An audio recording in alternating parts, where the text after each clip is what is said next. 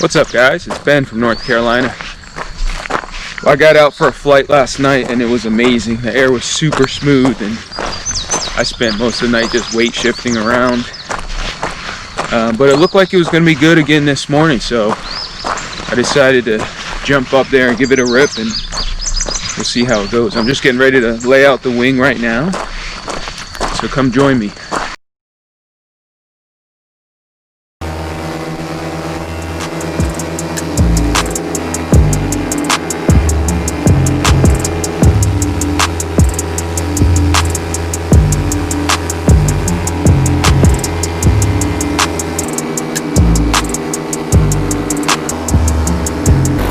Feels good today. I don't see any aircraft in the area.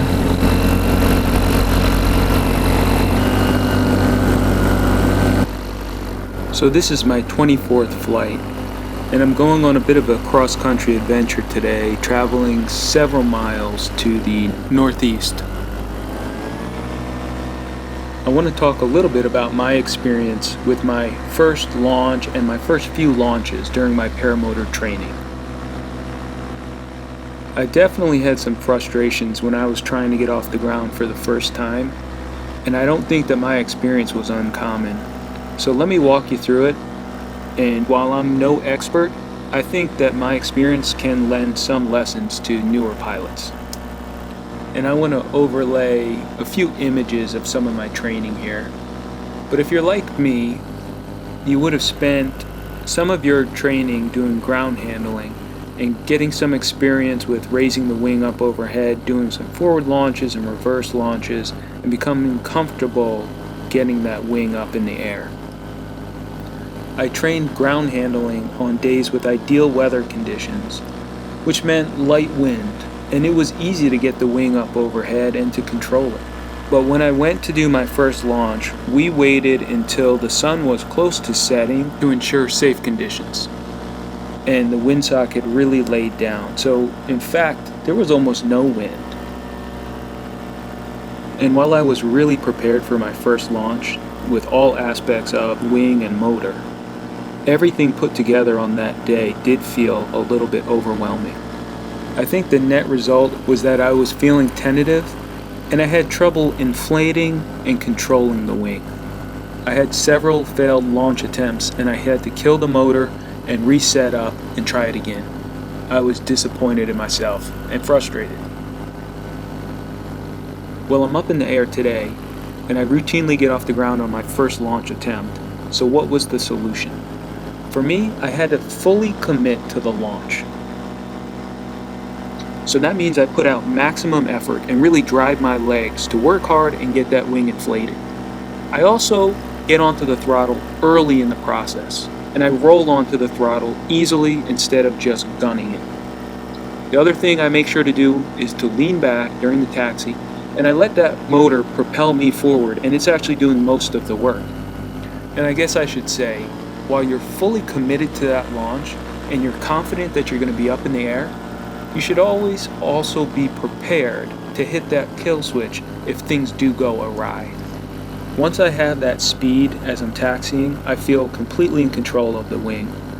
And all I need to do then is apply throttle and off I go. So the last tip that I would share, and I learned this one the hard way, is never jump into your seat. Just keep running.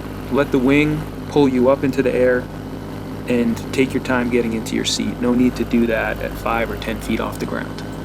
And I remember sometime after my first flight, I couldn't train at my school, but I wanted to practice. So I did some power taxis in my field. I would do a forward launch, apply throttle, and get up to speed until I was at the point where I could have launched. But I would just kill the motor, set it up all over again, and do it again. And I feel like that experience and that practice went a long way in my progression. So I just wanted to get a little bit of altitude as I was making my way over that wooded area. But I see some fields here I can kind of drop in over. And how stunning is this morning? Little fog layer on the ground over here. We could see some hill country. and it's super pretty. And down below I can see the Rocky River, and I've always wanted to fly over here. I've never made it this far. I would like to fly near it, but I'm a little bit cautious flying near water, so let's see what we can do to stay over some field and still get a nice view.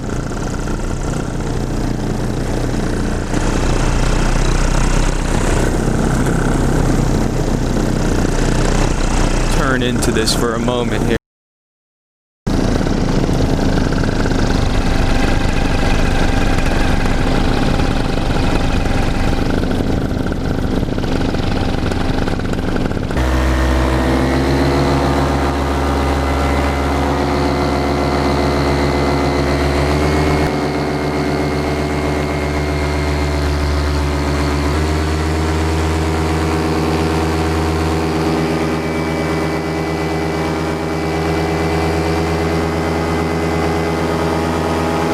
Okay, yeah, so here is the Rocky River.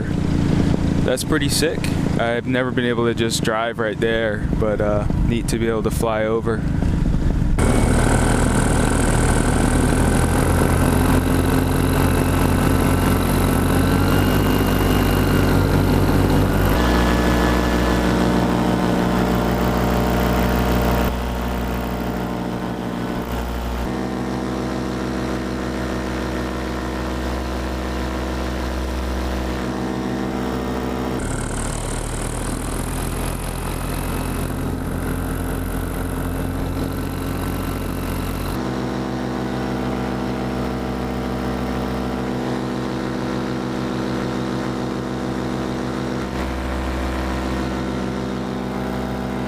I flew past this corning plant in Midland, North Carolina. They're actually a pretty incredible company.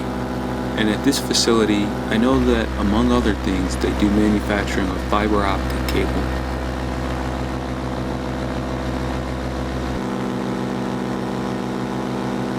I spotted this really impressive farm from above, and I thought, that looks nice enough to hold an event. Well, sure enough, I found Willow Creek Farm online.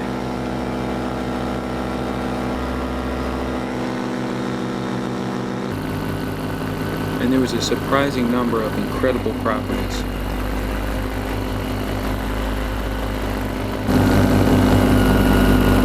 Freaking castle down there.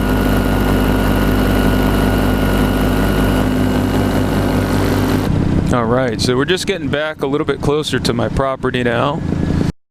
And it's been an amazing flight. I got to explore a ton of stuff I've never seen before.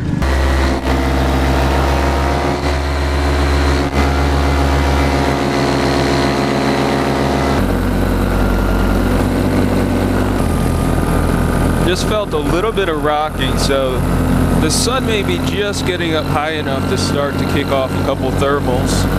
And that probably means it's time for me to go ahead and land.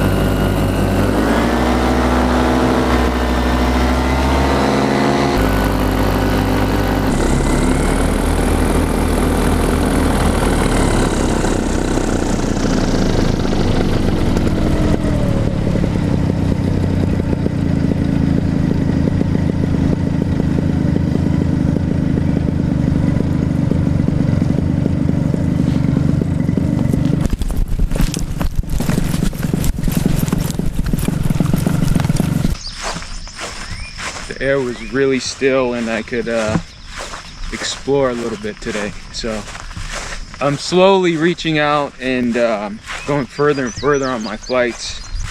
I think at the beginning I probably didn't go more than a half mile from my field, and then a few miles, and today I was definitely several miles away, and yeah, it was terrific.